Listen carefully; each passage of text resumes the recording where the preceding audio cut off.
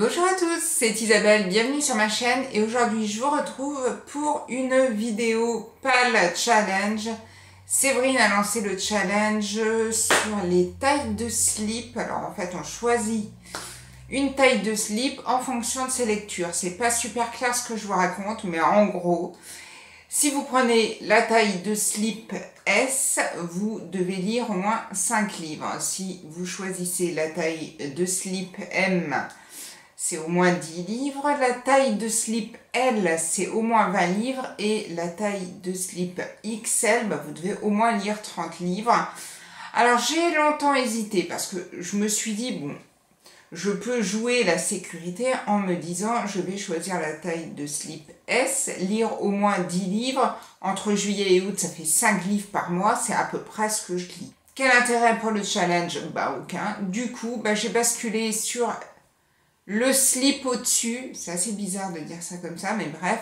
J'ai choisi le slip taille L qui est lire au moins 20 livres. Alors là, c'est vrai que ça fait le grand saut parce que ça fait le double de bouquins pour la même période.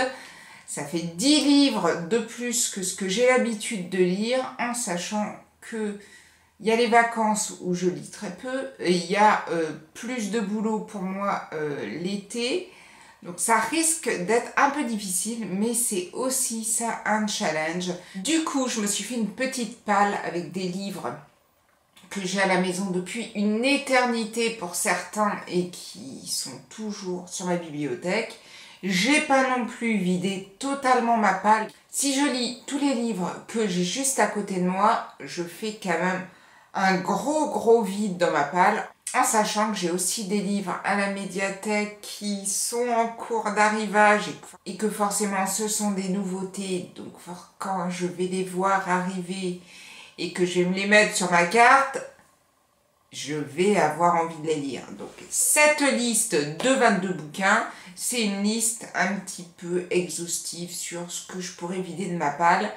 J'espère que j'en viderai au moins la moitié, voire les 3/4. Les 3/4, si je réussis le challenge, ça me ferait vraiment du bien d'avoir viré 15 livres de ma palle.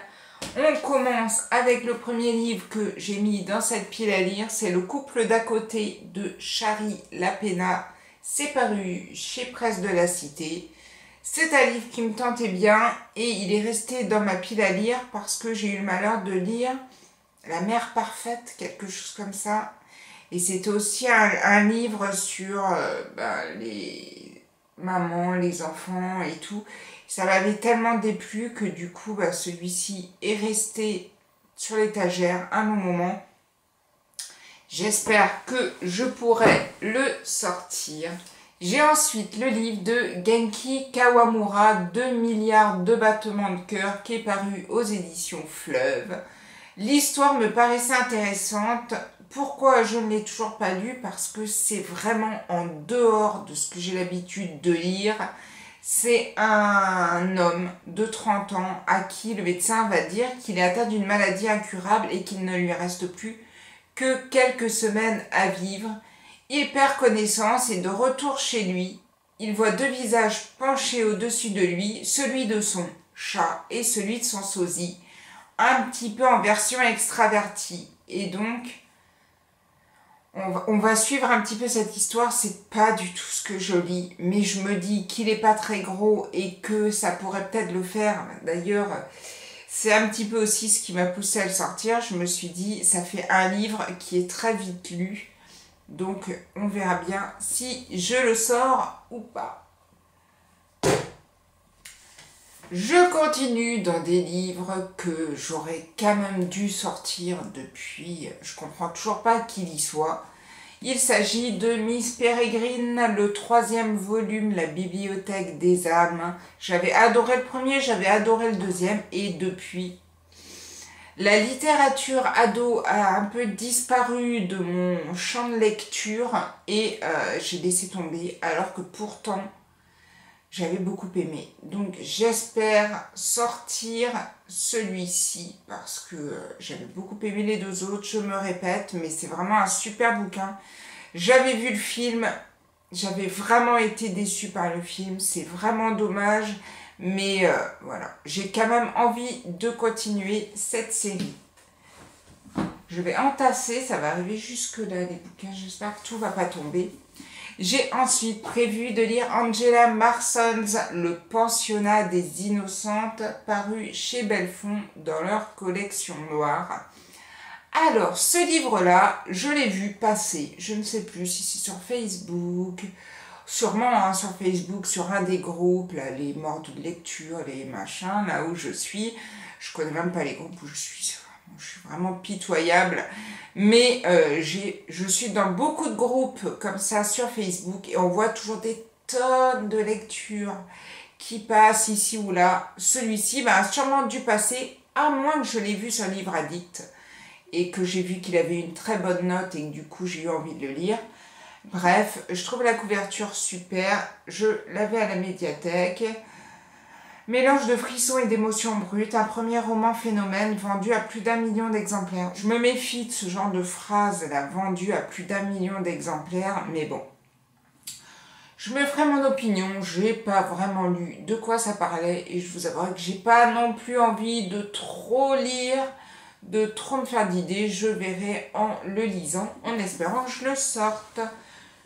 Ensuite, j'ai prévu de continuer dans mes Jacques Experts et à la médiathèque, j'avais pris Adieu.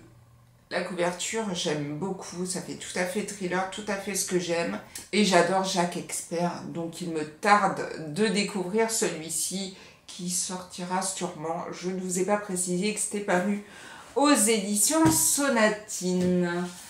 J'ai ensuite prévu, peut-être, sûrement même, de lire Amelia de Kimberly McCrae, parce que c'est une amie qui m'a prêté le livre et que quand on me prête des livres, je ne supporte pas de les garder trop longtemps parce que c'est ce que je déteste quand moi je prête des livres. Donc si je peux éviter de faire traîner trop longtemps, je vais le lire courant du mois de juillet et comme ça je lui rendrai en bonne et due forme. Et elle m'a dit qu'elle avait vraiment beaucoup aimé ce bouquin, donc du coup, affaire à suivre. J'espère ensuite pouvoir sortir Surdose d'Alexandre Kaufman. C'est paru aux éditions Goutte d'Or. Ça parle de drogue et c'est ce qui m'a bloqué dans ce livre, dans l'envie de lire ce livre. Et pourtant, la première phrase, c'est « Ce livre est un polar et pourtant tout est vrai ». Et ça me donnait quand même envie de le lire. Comme le Genki Kamaura là que je vous ai montré forcément il n'est pas très très long. J'ai quand même quelques doutes que celui-là sorte parce que je me sens pas non plus hyper emballée par le bouquin, mais on verra bien. J'ai ensuite prévu de lire Anthony Doerr, son livre Toute la lumière que nous ne pouvons voir, c'est paru chez Albin Michel. Et voilà. Ça se passait à Saint-Malo et du coup j'avais envie de découvrir ce livre. C'est quelque chose qui va me sortir des thrillers et tout, j'espère. Et l'histoire me paraissait intéressante. Voilà, comme les 1 million d'exemplaires, véritable phénomène d'édition aux États-Unis, salué par l'ensemble de la presse comme le meilleur roman de l'année. Le livre d'Anthony Doerr possède la puissance et le souffle des chefs-d'œuvre. Magnifiquement écrit, captivant de bout en bout, il nous entraîne du Paris de l'occupation à l'effervescence de la libération, dans le sillage de 2 héros dont la guerre va bouleverser l'existence. Marie-Laure, une jeune aveugle réfugiée avec son père à Saint-Malo, et Werner, un orphelin, véritable génie des transmissions électromagnétiques, dont les talents sont exploités par la Wehrmacht pour briser la résistance. Ça a l'air pas mal. Moi, ce qui m'a bloqué avec ce livre, c'est sa taille. Alors, bizarrement, j'ai pourtant l'habitude de lire des gros pavés. Celui-ci ne fait que 600 pages, mais j'aimerais bien pouvoir le sortir. Ben voilà, c'est tombé. Hein. Ça n'a pas duré longtemps. Je suis quand même pas une as du Jenga ou de ces tours là, infernales là, qu'on monte. On voit que j'ai plus d'enfants en vraiment bas âge qui jouent à ce genre de jeu. Jamais été vraiment non plus hyper douée. On va essayer de le remonter quand même, mais j'ai quelques doutes qui retombent. Hop. J'ai ensuite sorti de ma palle le livre de Jim Lynch, Face au vent, qui parle de voile et d'une famille qui aime beaucoup justement la voile et qui va exploser le jour où la fille Ruby, je crois, va décider de ne plus se consacrer à la voile et donc du coup, toute cette famille extrêmement soudée autour de cette passion va voler en éclats. J'ai beaucoup envie de lire ce livre.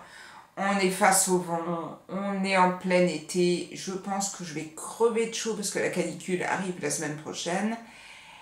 Et il sortira sûrement. Celui-ci, c'est le grand format qui n'est pas très beau. Mais la couverture de ce roman dans la collection Totem est juste magnifique, mais vraiment sublime. Je vous en parle très vite. Je continue avec Un manoir en Cornouailles d'Eve Chase.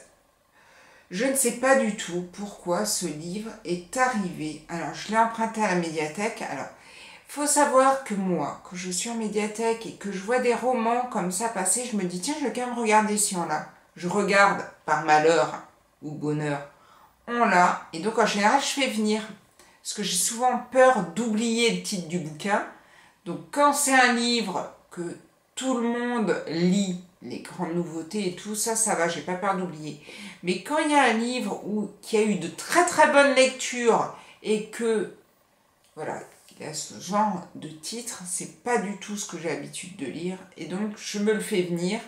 Ce qui fait que j'ai sûrement vu un avis très positif sur ce livre. On verra bien ce que ça donne. Quand je l'ai vu arriver, je vous avouerai que ça m'a pas donné des masses envie. Mais si vous l'avez lu, n'hésitez pas vous à me dire dans la barre de commentaires si vous l'avez aimé ou pas. Dans ma palle, j'ai aussi Réel, le livre de Guillaume Cyr, sur une jeune fille qui veut absolument être aimée et qui un jour va participer à une émission de télé-réalité et on va justement suivre ça. Ça me paraissait super intéressant. J'avais rencontré l'auteur au Salon du Livre de Toulon l'année dernière, si je ne me trompe pas, voilà, en novembre 2018. Et depuis, il est sublimement propre, il n'a jamais été ouvert. Et je me dis que c'est peut-être le moment de le sortir. Et c'est peut-être le moment de sortir aussi Le Loup peint de Jacques Sausset, qui lui a vécu une année de plus que le Guillaume Cyr. C'est-à-dire que ça fait depuis 2017 que je l'ai pris et voilà. Il est toujours là, il est toujours beau, il n'a toujours pas été ouvert et je ne comprends pas puisque j'aime beaucoup Jacques Sausset. Il faut qu'il sorte, mais je dis ça pour tous les livres, il y a bien un moment où il y a des livres qui ne sortiront pas. Et comme il y a certains livres que j'ai pris à la médiathèque, j'ai bien peur que ce soit les livres qui stagnaient déjà depuis très longtemps sur ma bibliothèque, qui resteront sur le carreau et dans le même genre de livre qui restera peut-être sur le carreau puisque ça fait trop longtemps que je l'ai. Il y a D'entre les pierres de David Leleilo. J'adore cet auteur. Il va sortir à l'automne un nouveau roman et je m'étais dit il faut quand même que je sorte les livres que j'ai de lui et j'ai celui-ci. C'est pas du tout le genre de livre que j'ai l'habitude de lire. On est à Buenos Aires, en Argentine, et c'est le destin d'une femme qui s'appelle Soledad Salvador, qui est là, elle est dans sa maison, elle doit abandonner celle-ci, et donc tous les souvenirs qu'elle a gardés en elle et que les murs, que les pierres de cette maison ont en eux. Et c'est vraiment ce destin avec tout ce que l'histoire a pu arriver à sa famille. J'aimerais vraiment le sortir. Je l'ai mis parce que voilà, il n'est pas non plus super gros. J'espère que j'arriverai à sortir celui-ci. J'espère que j'arriverai aussi dans le même genre à sortir pour l'amour d'une île d'Armel Gilcher. Alors, je pars en vacances en Bretagne et je me dis que celui-ci pourrait être un livre que je pourrais justement amener avec moi. Parce que ça se déroule en Bretagne, forcément, et c'est peut-être le moment de le sortir. Je vais tenter l'aventure avec celui-là, mais j'ai aussi prévu d'autres livres pour mes vacances que j'avais entassés. On verra bien ce que ça donne, mais en tout cas, celui-ci pourrait être une bonne idée. Je le mets là. Toujours dans les livres qui se sont entassés dans ma palle, j'ai Le Tueur au miroir de Fabio M. Micheli. J'avais lu La Compassion du diable, que j'avais moyennement aimé, et ensuite j'avais lu Une forêt obscure, quelque chose comme ça, que j'avais adoré, mais j'avais vraiment adoré. Et puis voilà. Et puis j'ai eu celui-ci en cadeau de Noël de je ne sais plus quelle année. Et il est toujours là et il n'a pas été ouvert. Et pourtant j'aime beaucoup l'écriture de Fabio M. Micheli. Et c'est vrai que souvent, quand l'auteur sort un nouveau roman, je m'empresse souvent de me libérer de ce que j'ai à lire pour pouvoir acheter le nouveau. Alors je sais qu'il en a sorti 2. Mais il y en a un qui est sorti que chez France Loisirs, qui avait vraiment l'air super. Mais il est chez France Loisirs et pas moi. Et après, il y en avait un deuxième, je me souviens plus vraiment.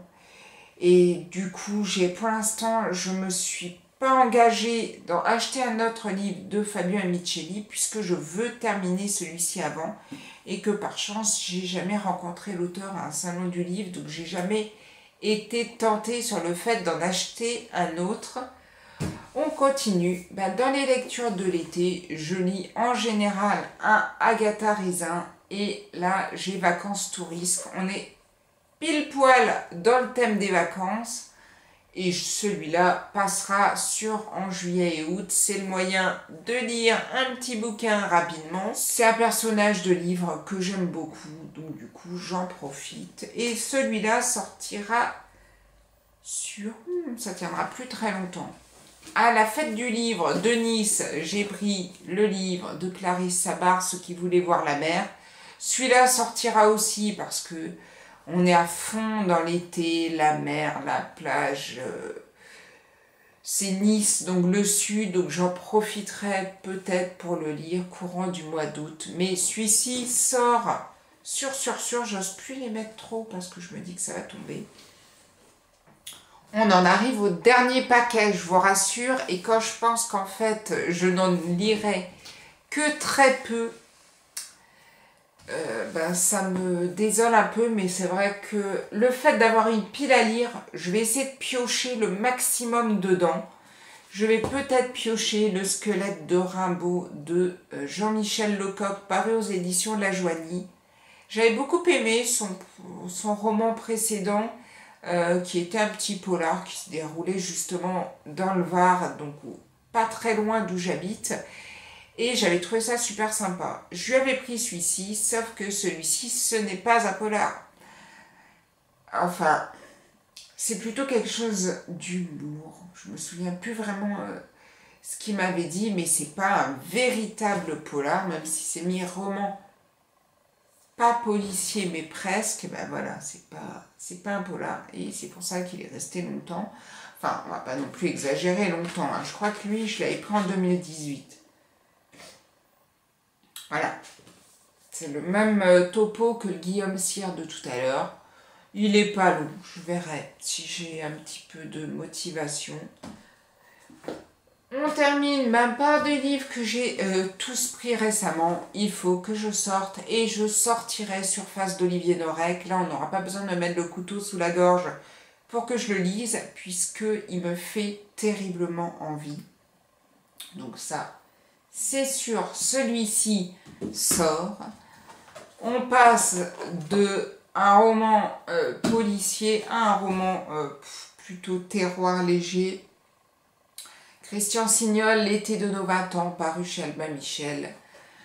Alors oui, je lis beaucoup de thrillers et j'ai commencé à lire par ma grand-mère qui lisait beaucoup de Christian Signol. Et depuis, j'ai quand même pris l'habitude, et je les ai tous lus, hein, mais j'ai pris, sauf celui-ci, j'ai pris l'habitude de lire tous les Christian Signol qui sortent. C'est peut-être pas mon style de lecture, mais en même temps, ça se lit très vite, et puis ça me permet de penser à mes débuts de lecture et de penser à ma grand-mère. Et donc forcément, celui-ci, pour sûr, sortira cet été.